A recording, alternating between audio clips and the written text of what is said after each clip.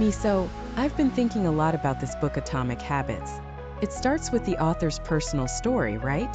How he overcame a serious injury with small, consistent changes. Myself, yeah, that's the whole premise. These atomic habits are like tiny changes that compound over time.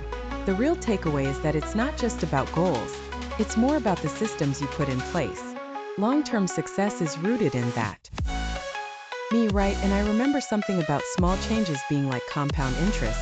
The results don't come instantly, but if you stick with them, they grow exponentially. Myself, exactly. It's like improving just 1% each day. Over time, those small changes build up, and that's where the magic happens. One part that stood out was how habits are tied to our identity. It's not just about losing weight or running a marathon. It's about becoming a healthy person or a runner. Your habits shape your identity, and your identity shapes your habits. Myself, yeah, and that brings us to the 4 laws of behavior change. The first law is make it obvious. Basically, find triggers that help you build new habits, like habit stacking, pairing a new habit with something you already do. The second law was about making it attractive, right? Like bundling a temptation with something you need to do. That way, your brain sees it as more appealing. Myself, yep, and don't forget the third law.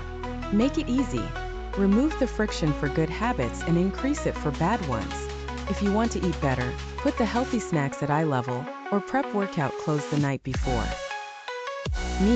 I like that fourth law too. Make it satisfying. It's about immediate rewards, like checking off a habit tracker to feel the satisfaction of seeing your progress. Myself, true, and understanding the habit loop, cue, craving, response, and reward was super helpful too. It's all about designing better habits by understanding how they form. Clear's point about awareness was key too. Before we can change our habits, we need to know what they are. Using something like a habit scorecard helps with that. Myself, yeah, and that whole pointing and calling method?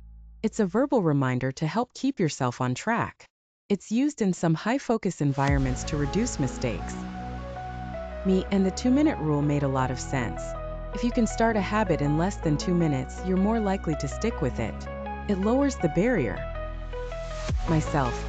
Plus, designing your environment is critical. Clear says that shaping your surroundings can make or break your habits. Like if you want to eat healthier, keep junk food out of sight and healthier options more accessible. True, and the role of social influence was interesting too.